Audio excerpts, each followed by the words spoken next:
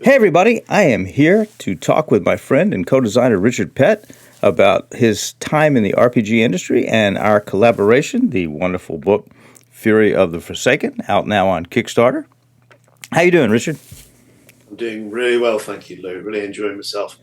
I'm just anticipating this, hopefully funding, and then that will be exciting. And I can't wait to get my hands on a copy of it because you've done an awesome job, not just helping writing and co-writing it, but also all the artwork and the amazing maps.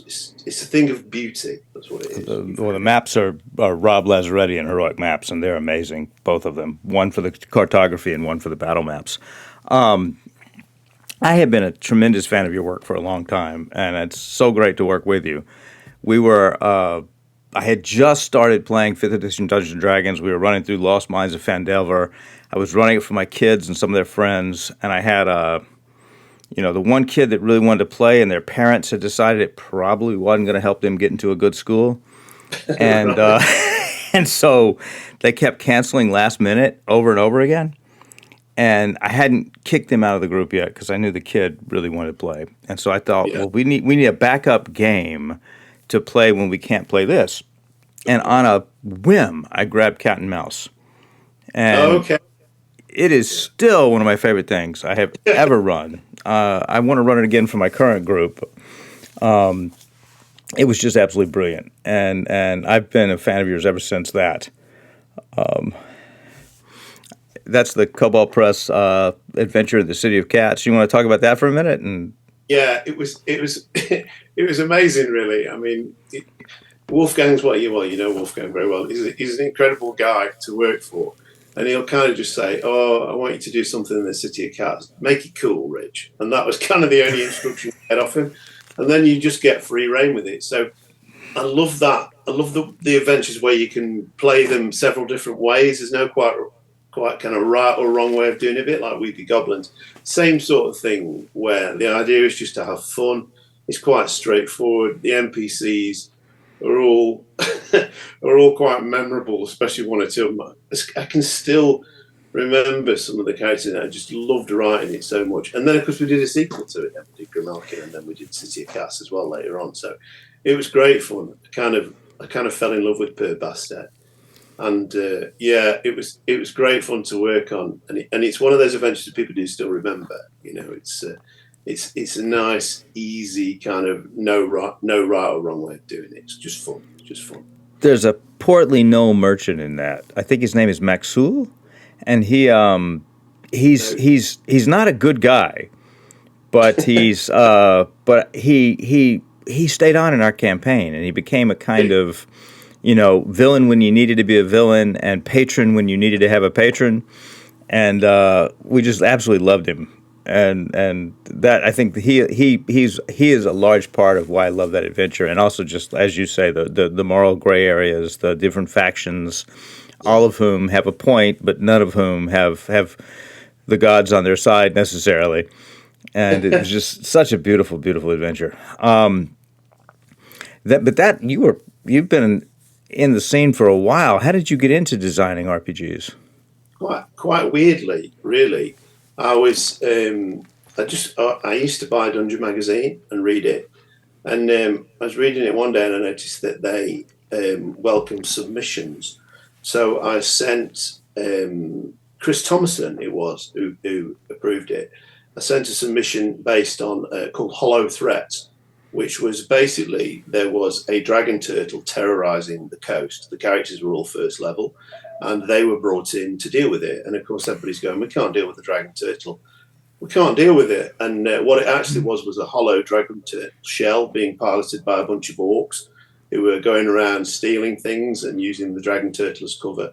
And they had a megaphone, which of course I always have megaphones in my adventure. They had a megaphone making manar monster noises and terrorizing the local community. And he took that, and I thought it was so cool to do it. And then I sent in. They went over to Paizo. Then Paizo started running Dungeon Magazine, and Eric Mona tells a story where he was reading the next submission I did, which is called Devil Box, which was about two kobolds who go into a town seeking player characters to help them deal with the chain devil they've accidentally released. and they go into town when there's a festival on, so everybody's wearing masks. So the kobolds come along and then get completely drunk on the fact that you can buy things in shops, and people think that they're just wearing masks. So they wander about the town getting into trouble in the background. And Eric said that when he read it, he started laughing in the Paizo office, and everybody looked round at him and went, "What are you doing?" And he said, this is going to have to happen. And that was quite a big adventure then. So that's how I got into it. I was really lucky. I always quote the story about Greg Vaughan, because I'm quite mardy, as we would say over here, about things. If I don't get things done straight away, I'll try something different. And that was the first submission I sent to Dungeon. Greg Vaughan was trying for, I think he said 12 years, and he is such an awesome writer. So I guess I fell lucky at the right time. It was, they were happy days. They were happy days. I really liked Hollow Threats. That was a fun adventure. That sounds wonderful. It sounds like something you should polish up and put back out for current editions. Yeah, maybe. Yeah. I somewhere in a box I have some of those old Dragon and Dungeon magazines. I was buying them for the fiction in them. I remember they actually had decent, yeah. But I don't know I don't know if I still have them or if they survived the last move, because I moved before I got back into RPGs, and they may not have made the transition. And then you did the We Be Goblins for Paizo as well. Yeah, that was talk about falling lucky.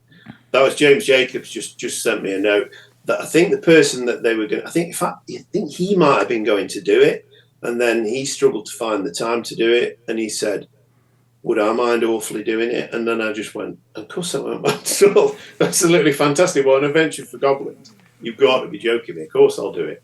And then that was the same thing. It's just such great fun. I played it with a bunch of lady gamers at Paizo UK Con 1 year, and it was just absolutely ridiculous.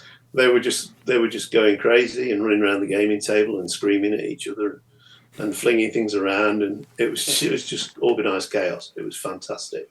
And then of course he asked me to do another couple, which was a real honour. Bless him. So yeah, it was all thanks to James Jacobs. Bless the boy. Excellent. And one of the things from Dungeon Magazine, I think, got reused in the Ghost of Saltmarsh for 5th edition. Yeah, Steins. Yeah. Yep. Yeah. I'd read Perdido Street Station by China Mayville. I don't know if you've come across. Really incredible piece of fiction, and I'm kind of a little bit like a sponge with ideas, so it kind of sat there, and I thought that would make a great D&D adventure if I could do something like that. And so I just came up with this setting, which was quite plagiarized from Mayville's setting in City, and then just wove this kind of Cthulhu-esque cult around it and had a baby kraken in it, and that worked really well. It was quite an honour to have that reprinted by Wizards, because I've seen it.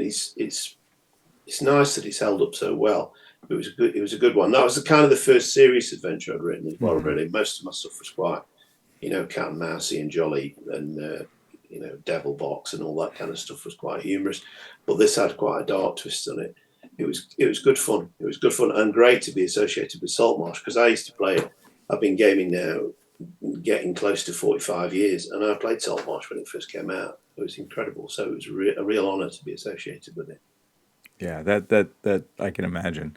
And yeah, I'm also a huge fan of China Mieville's Perdido Street Station and the subsequent 2 books. This is completely off topic, but I used to know China back when I wore a different hat and worked in the. Yeah, I shouldn't tell this story because he hates the story and so do I. When he first broke on the scene, nobody knew what he looked like. Right. And we were just the two, and not that many white guys shaved their heads that weren't fascist assholes. And I was at World Fantasy Convention, and his book had been nominated for the World Fantasy Award, and I think he'd already been named like one of the best looking people in British politics by the New Statesman magazine. Oh, okay. And he'd won or been nominated for several awards, and all weekend long at the convention, people were coming up to me asking me to sign Perdido Street Station. and that's absurd because if you saw us standing next to each other, it was like Arnold Schwarzenegger and Danny DeVito in Twins, right? That's how much we looked alike. But no one knew what he looked like. He's just this tiny photo on the back of the paperback of Yeah, Perdido Street. And yeah, so I was really hating the guy because I'm like, he's in his 20s. He's actually, I think it's his second novel, but this novel debut comes out and wins all these awards.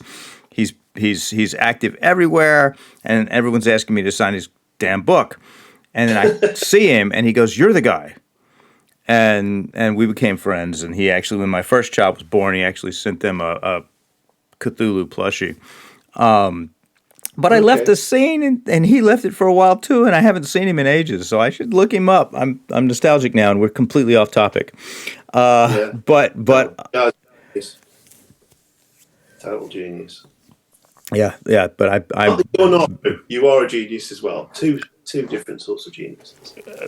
I think my talent is finding geniuses, and working with people who are really really good at what they do. I think I'm just a nexus, but so it's interesting to me that like all the early work was comedic because you have some quite dark material in your catalog.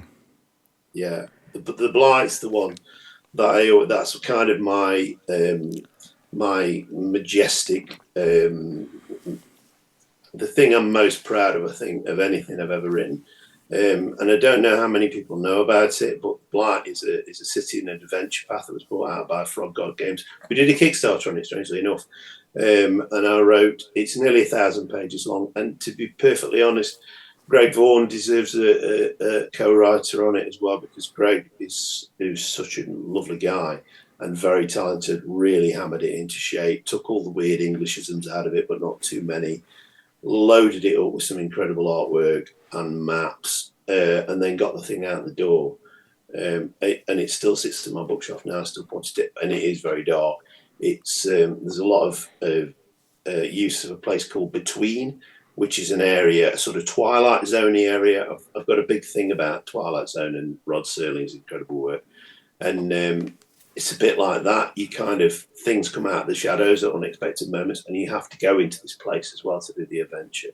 So it has got lots of dark twists and turns, and yeah, I do have some dark twists and turns. Some of my colleagues at work kind of look at me a bit oddly when they read some of my stuff and go, "Did you really write this? You're quite jolly. Why are you written this really dour, miserable thing in a city full of rain and all bad things are happening all the time?"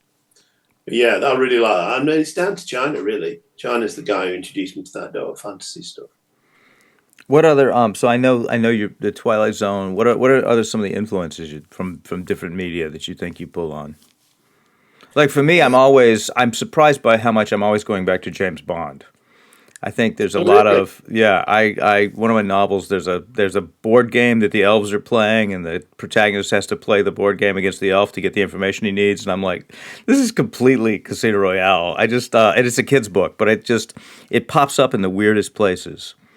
I was saying to someone actually this morning that I think that when I look at my own work, it's surprising me how much of the early stuff like Edgar Rice Burroughs and Ian Fleming and Michael Yeah, Moorcock comes out, but it's that plus whatever I've seen in the last 6 months. It's yeah, the last 58 years don't matter. It's just or 48 years don't matter. It's just what I did when I was 10 and what I did yesterday yeah, knocking together. Yeah. yeah. That's that. I'm nodding in agreement because that's exactly how I am. I mentioned earlier, I feel like a bit of a sponge, and I read stuff. I mean, when we come to talk about Fury the Forsaken, I was reading The Ritual just before then by Adam Neville about a bunch of English hikers that are lost in the Swedish forest and get stalked by this something monster, and that kind of influenced it. I'm exactly the same. A lot of my stuff, I've just been writing something today. I can't really talk about it, but there's a Monty Python moment in it. I don't know if you know Python. Oh, of course I Um, know Python. I thought you would do. I thought you would do. So there's always a bit of Python dropping into it. But the other one that you've mentioned, the guy as well, is Mike Moorcock.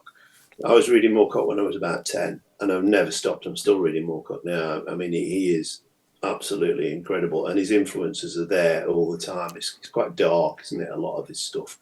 but a little bit quirky, a little bit very British, very, very Yeah. British. Yeah, so those guys, that's very strange. That's very strange, but similar. I have held Stormbringer once. What, really? Yeah, really. Yeah, Mike and I had dinner in a not very good Mexican restaurant in Bastrop, Texas. Right. And after dinner, he said, "Lou, I've got Stormbringer in the boot of the car. If you want to have a look." And I'm like, "You've got what in the where?" And there was an outfit, I think in Germany, who had made just like a very small, limited run of Stormbringers, like 10 or 20 of them, that they'd forged to his specifications, and then they'd given him the prototype. So it's Stormbringer. It's as close to Stormbringer as we'll ever get in this reality, or should ever get. And so we walked out to the parking lot, and he opened up the back of his hatchback, and he pulls out this giant black broadsword, and and hands it to me. And I'm trying to be super cool. I'm like, oh, it's very nice. It's just look at the detail. It's well balanced, like I would know. And a voice in my head goes, "This is 10-year-old Lou. Stop acting so effing cool." And I said, "Mike, I'm sorry. I have to." And I ran around the parking lot screaming, swinging the sword ran around my head while Yeah. my childhood idol watched. Yes. Wow. That's a great story. Yep. Well, Mike is a man. So was he? I presume. Oh, he's I got to I managed to publish him a couple times. He did a novella in Swords and Dark Magic that I edited with Jonathan Strahan, and it got reworked into the recent Elric novel that came out from Saga. It's incorporated into that, and which I still need to read because it's the search for the white sword. Right. And he and I did a reprint of one of his novels, and we did for a magazine, we did another novella about Seton Beg, and then he pitched me a Seton Beg collection, and I said, "I'll only do it if you write a new novella to cap it off. Elric has to be in it. Stormbringer, not just Count Zeno, but Elric, and you have to answer the question: Is Elric and are Elric and Zeno the same person? What's the relationship between Elric and Zeno? Are they just aspects of each other, or are they the same person? And Stormbringer has to be in it." And he did, and he answered all those questions, and it's awesome. And it's called the Medicine Temporal Detective, and came out when I was an editor, and it's beautiful, but it's ironic because at the end of it takes place in the Greyfees, his roads between the worlds. Yeah. And I have always loved that. You're walking on these staircases and pathways, and you look, and in the twilight distance, you see weird beings walking, and it's like an Escher painting. And for years, I've wanted to come up with a trans multiversal pathway, and I didn't want to just take his. And I also Rick Riordan's Percy Jackson series. Yeah. They have Daedalus's Labyrinth, and the labyrinth has grown ever since Daedalus built it. And it's now a hyperspace conduit, so you can be in Paris and go into the labyrinth and come out in New York in an hour. But the labyrinth is now full of monsters, so you have to be willing to possibly face something deadly if you're going to use this travel bypass. And I thought that was brilliant, and I was kicking myself for not coming up with that. And I'm like, I need something like that. What can you do? And then Kobold Press comes out with The Labyrinth, which is totally Daedalus's Labyrinth from Percy Jackson meets Michael Moorcock's Road Between the Worlds, just stuffed together. And I'm like, Sometimes it's so, something is so obvious that you're like, I would never have seen to do that until someone else did it. And now I'll be kicking myself forever that I didn't beat him to the punch.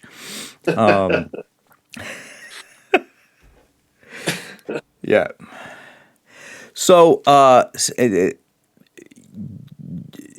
know you're going to correct me. You're going to abuse me of this illusion, but you're out there fighting bears on the moors during the week. How much does the day? Yes, how much does the day job influence the writing? Because you're an action. That's not what I do, look. There It are is no absolutely what you do. You fight bears on the moors. you might see the odd angry hedgehog or something like, or a badger that's feeling quite militant, but we don't have any. No, I work for a ranger team in a national park, so my job basically is telling the rangers I work with how wonderful they are, because they are wonderful. It's a very, very joyful thing to do, and we're up on the moors, keeping an eye out on people, making sure that they're hopefully behaving.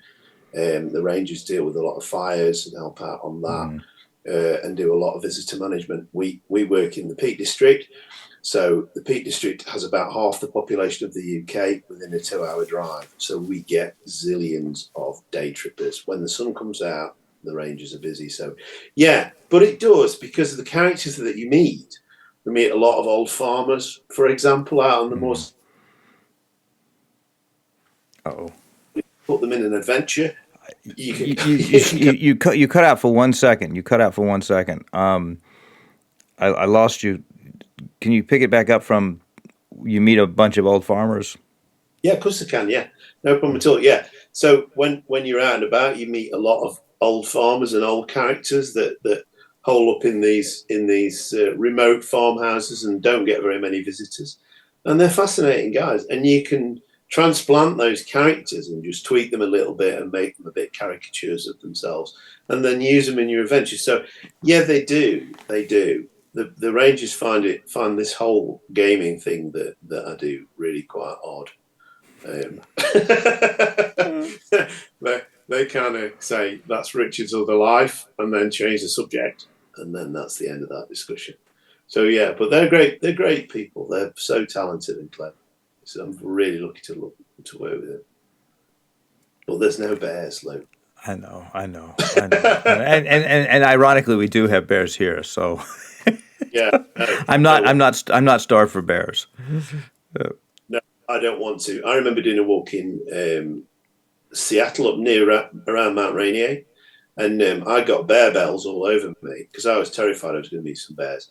And then I passed some giggling school children with their mum, and I just thought, I'm really not much enough to do this kind of stuff.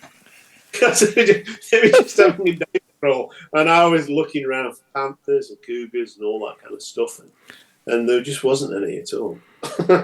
Beautiful hiking. When I was really young, I had a friend from school, and I went to visit him once at his house, and they had a pet bobcat. Wow. Yeah, which is completely illegal and unethical, but they had one. I've been charged by a bobcat once in California. It changed his mind. It changed his mind when it got close. It started running at me, and then it veered off at the last minute. Right. Bears, I don't see bears around here, but we used to hike in Gatlinburg, and one time we'd hike up, stay in a cabin, and hike back down, and we went to dinner and came back, and the cabin next door was completely torn apart because they had quite foolishly left a single stick of gum in their backpack, and so the bear had taken the door off the cabin to find the gum. But yeah, scary times. I don't know quite how I'd react if I saw a bear. I know how the Rangers would react. They'd just run off, squealing. I don't know what to do. Yeah, no, I wouldn't. No, I should think that's very sobering when you're in bear country. Well, we met another couple that were sitting and watching the sunset, and the sunset, and they got up to turn around, and there was a bear sitting right behind them. It had wandered up and seen them sitting there, and so it had sat down behind them to see what they was, what do y'all? I'll watch with y'all, and they turned around and started, and it didn't react, and they got up and walked away, but it just wanted to join in. Yeah, I can imagine. Actually, the times when there's attacks are quite rare, I would have thought. Yep. So we collaborated on Fury of the Forsaken. Hooray! And I'm gonna take us over, and we're gonna talk about it. And we're back. Ooh. Look at that. It's a thing of beauty. Yeah. And it really is, and and I don't know why it's come down off the screen wrong. Let me just adjust this real quick. No problem. There we go. That's better. Fab. Covered by William O'Brien, phenomenal artist, very privileged to work with. Does a lot of work with Kobold Press. And how did this come about? I was doing a series of short RPG adventures. Banner of the Bull. Oh, it's gonna go all wonky on this with my blue screen, but Banner of the Bull was done as one of the adventure in the adventure pack for Kobold Press's Tales of the Valiant Kickstarter, and we followed it with. Now, why does the blue one work? The blue one works, but the green one doesn't. We followed it with Keeper of the Drowned by Brian Suskin, who's now permanently employed with Kobold Press, and then that was for the adventure pack 2, and then we did Troll of the Town with Kelly Pollock, and also Adventure Pack 2. So I think I approached you about writing like the fourth in this very thin, very, very thin single, 1 and 2 session adventures. And that's not how we ended up. Yeah, sorry about that, Luke. Yeah, it kind of grew, didn't it? It kind of grew. It's of its own. I think you're right. And I think I just finished reading The Ritual by Adam Neville about these guys that wander off into Sweden and then get stalked by something. And I thought that'll make a great role-playing adventure. It's quite a good book. It's a good film as well. And I think then it just developed into something much bigger. We just kept banding ideas about it, didn't we? And just kept going, oh, this would be a cool idea. Let's do this. That's good. Shall we do that? Now, let's do this. Oh, yeah, okay. Yeah, I like that idea. And then before we knew it, it was this big. Yeah. And we passed it back and forth a lot. It grew, and and I'll come in too and say one of my playtesters just recently told me that he thought it was the best thing I've done so far, and another one has described it as the best adventure he's ever read. So it was absolutely worth the effort. But it's grown and we worked, I think it's grown into something that is an epic. I think it feels like it could have been a Norse saga. It feels like it's got all those themes of revenge and guilt and retribution and monstrous horror and undead and in a really unique setting. I don't even remember whose idea the lake town was. Was that you or was that me? Can't remember honestly. It just I've never worked like that before, and I found it very interesting. And of course, because we work in different time zones, that was tricky. So I would go to bed, and then I'd come up, and there'd be like you'd sent me 17,000 messages and ideas overnight, and I'd look at this screen full of stuff and go, aha, right, yeah, we can do that. We can do that. I can't remember where the lake town came. Did we not look at some pictures of Norway? Did they not come into our thinking? Yes, we did. I've been to Norway twice, and I think I sent you some of the fjord pictures I took. Because there's a town I love called Geringer, which is right at the end of a fjord, and absolutely love Geringer. I've been once, and the second time I went, the boat couldn't dock, and I just got to look out the boat at the. But it's a very small town that sees thousands and thousands of tourists in the summer, and then in October, the snow comes in. We were riding on a bus up to the top of the mountain, and the tour guide pointed out these 30-foot tall poles on the side of the road, and I said, "What are those?" And he said, "In 2 weeks, that's to mark the road because there'll be 30 feet of snow. It'll just come." And the town is completely shut off until it thaws. They'll keep one road open, but the fjord will be frozen, and the other 3 roads will be frozen, will be buried, and the town will live through the winter like that, and then with only 200 people in it, and then the next summer it'll be back open. And so I think that definitely influenced the setting. We moved the little village out onto the water, and I'll show people what we did. So that's Rob Lazzaretti's map, and it's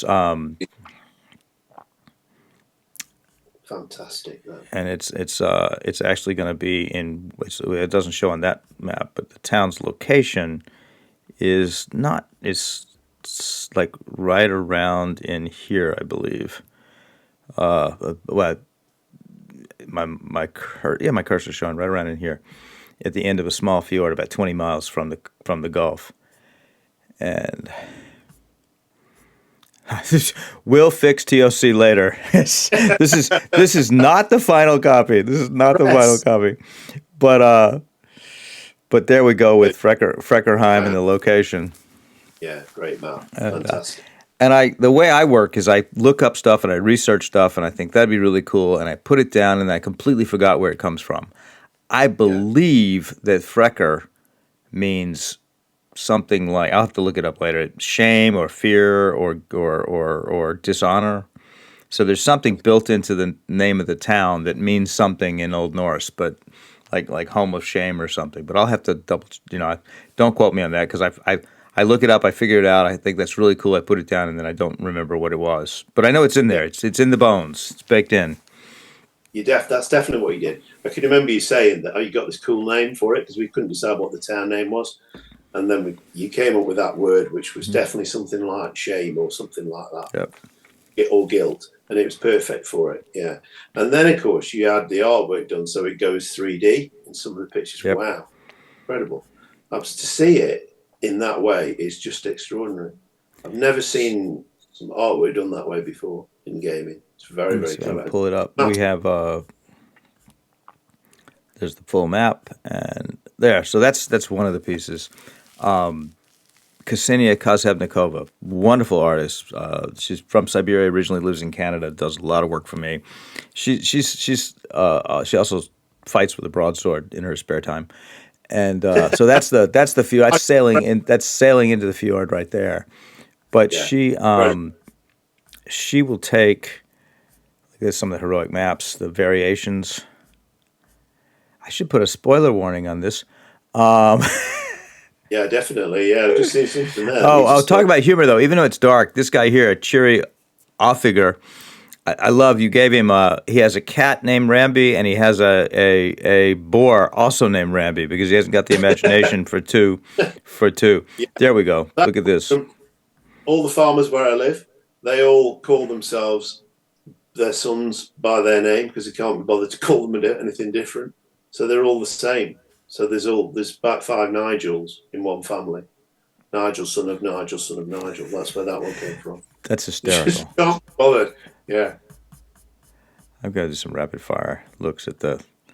So beautiful. Yeah. So what Ksenia does is she took the city the overview map from Rob Lazzaretti, and she puts that she extrudes a 3D model of it, and then she can rotate that around to find the perfect angle, and then she paints on top of that so that the imagery of the that she paints, the buildings are exactly where they are on the top-down map. I mean, to the foot. They're exactly accurate with the other. Because one of the things I can't stand is when you get an adventure and it's like, there's a big longhouse in the center of the town, and then you get the map and there's no such house, or it's not in the center, or she's like, the villager's on the outskirts, and then they give you the little number 3, and you look, and that's not the outskirts. There's like 10 houses right there, more than any other place, and I hate the mismatch between text and imagery that sometimes slips through in people's work, and so her images of the town are 100% accurate to Lazzaretti's placement of the buildings.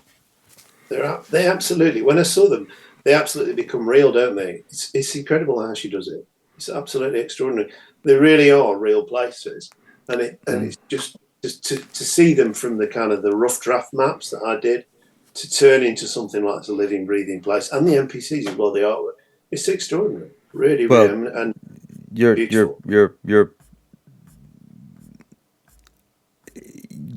NPCs are magnificent, and it makes this look at that, another William O'Brien piece. It's just extraordinary. I'm going to run through this super fast, and then some of the monsters.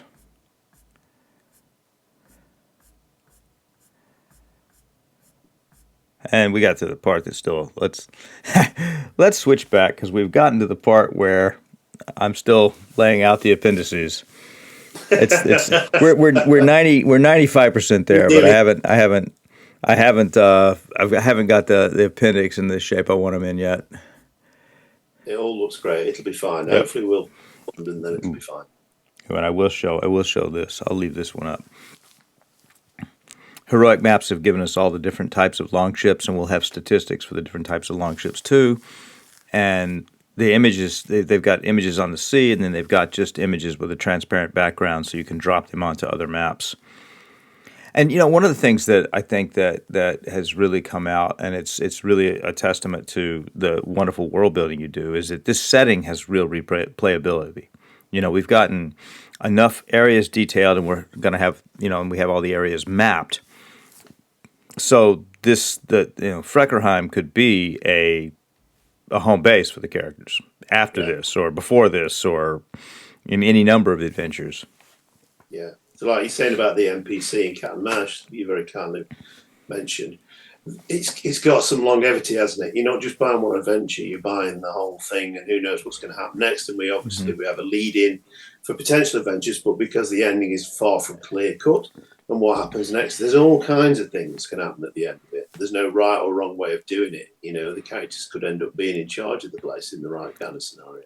Absolutely, and it's a nice, it's a nice size. It's a 700-person town. So, the prior 3 adventures take place in Binsa, which is the big cosmopolitan city of 3,000 people, and it's maybe easier to make your mark on a village with 700 people, especially a village that's had tough times recently and now needs heroes and rebuilding and strong leadership and a way forward from its troubled past. You've been a real estate salesman, haven't you? In the past? I have not. No.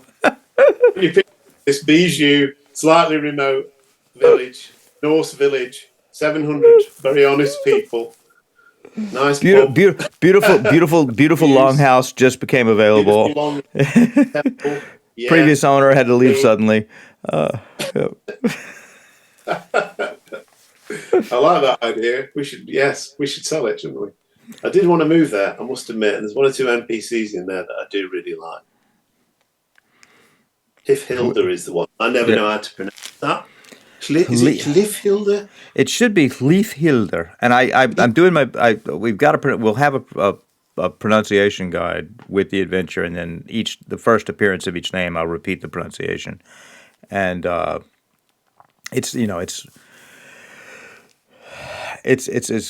good enough for government work. It would be Hliefhilder, Eriki, Freckerheim, Nohrungard. They're not too hard. Just pretend you're Arnold Schwarzenegger, and you're halfway there. You tell me how we pronounce the monster. We'll come to the monster in a bit. Vitergalken. That's what I thought. Yeah. And it's Vitergalken. The I is usually pronounced as a double E, and A's are generally soft. I have a friend named Trond in Norway who was helping me when I wrote my first novel, and the head of the pantheon in this world is called Avermir, and I said, "Is it Avermir?" And he goes, "No, it's Alvermir, not that American So it's Vitergalken, and it basically is my hybrid word. It's winter beast. Yeah, and it is a beast. It is definitely a beast, and the first of part of the adventure it's coming for you. I think my players are genuinely scared of it. They've had a couple encounters with it, and they really hate it. They really hate it.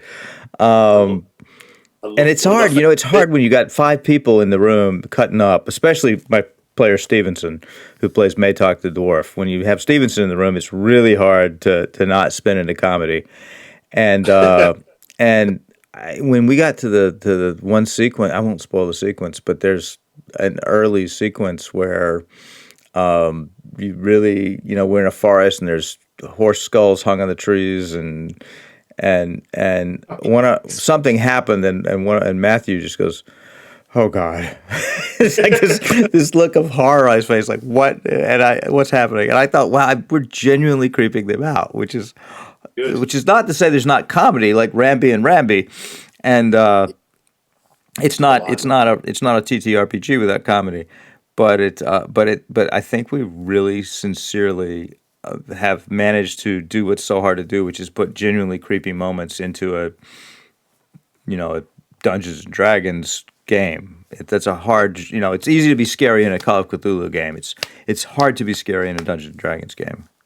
It is, and that wilderness thing was but one of those things is based on a real event. I was out hiking with a friend of mine. We go to Scotland a lot. We hike all the time. Whenever we can, we go to Scotland in the hills, and we got lightly lost. We weren't lost, but we weren't quite sure where we were going. And my friend said, "You know what would be really scary now is if we found an abandoned village."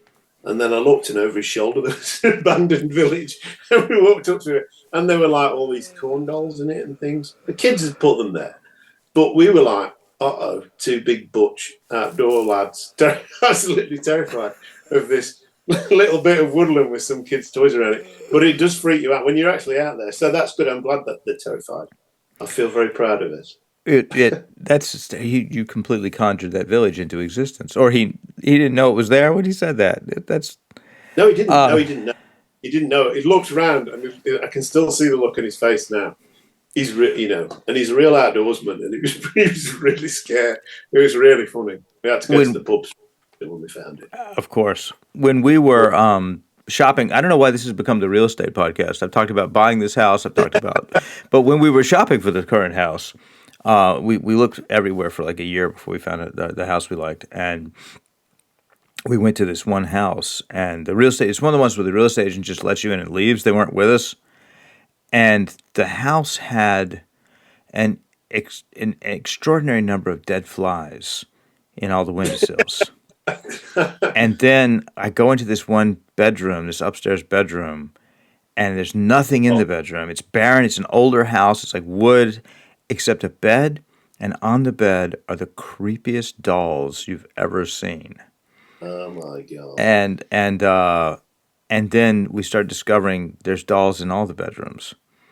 Oh and they're big ones. They're like 2-3 foot tall dolls with they kind of old dolls that somehow are more terrifying than modern dolls, and they're in all the rooms, and there's dead flies everywhere, and then there are some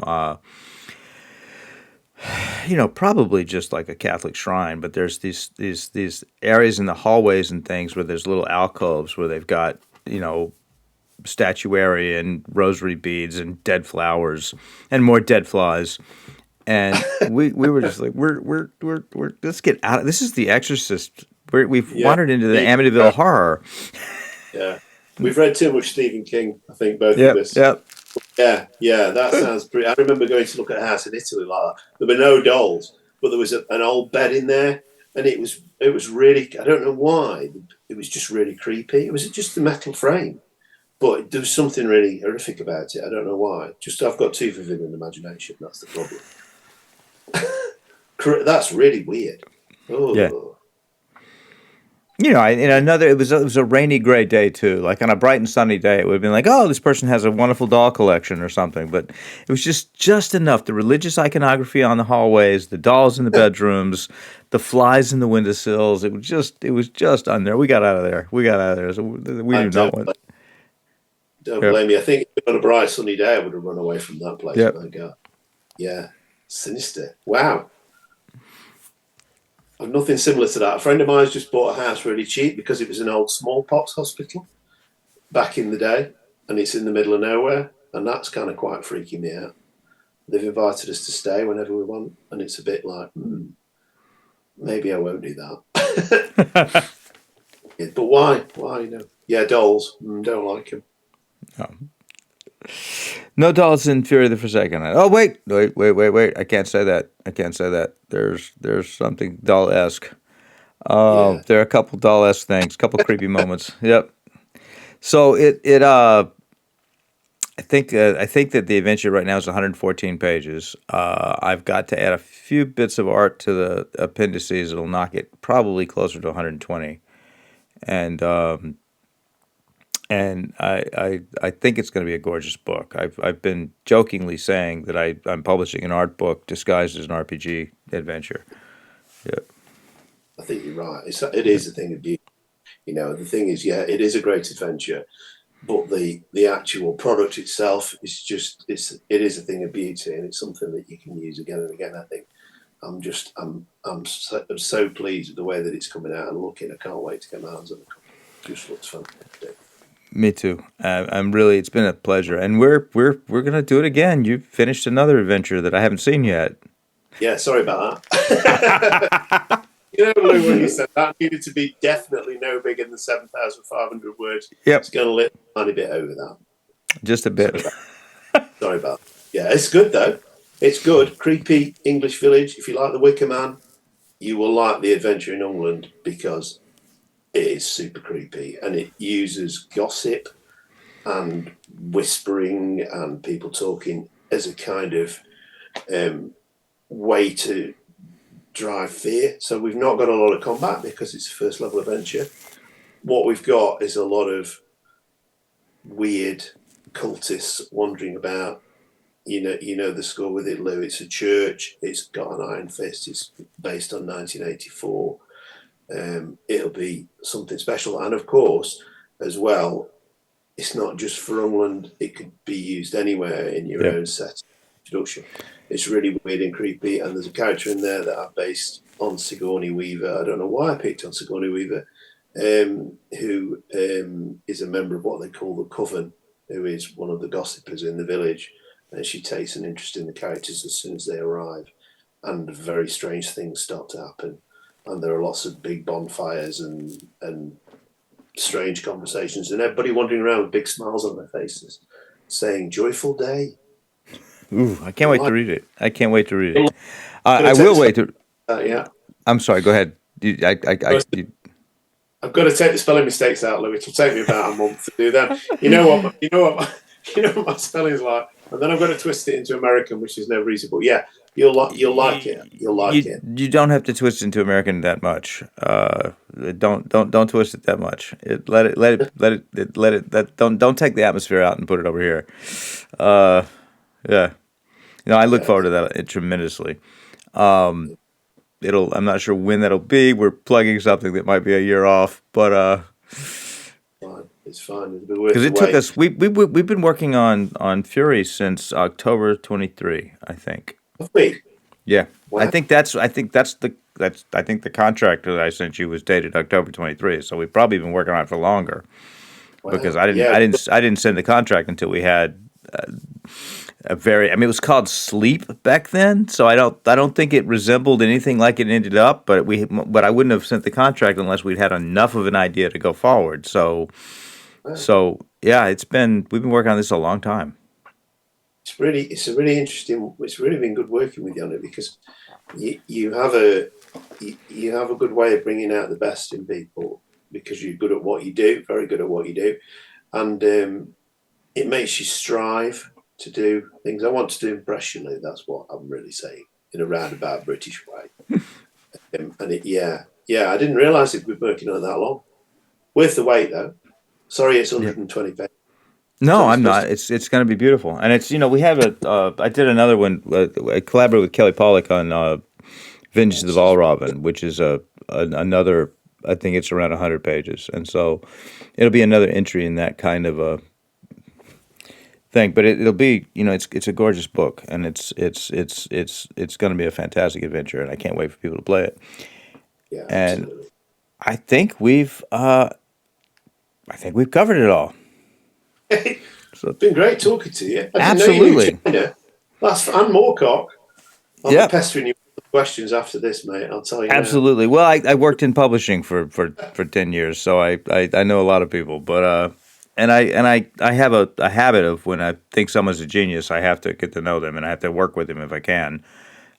Which is why I'm working with you, and it's been fabulous. So thank you everybody for watching, and back to Kickstarter, and that way we can keep doing these big epic sagas. Yes, please. Thank you so much for your support.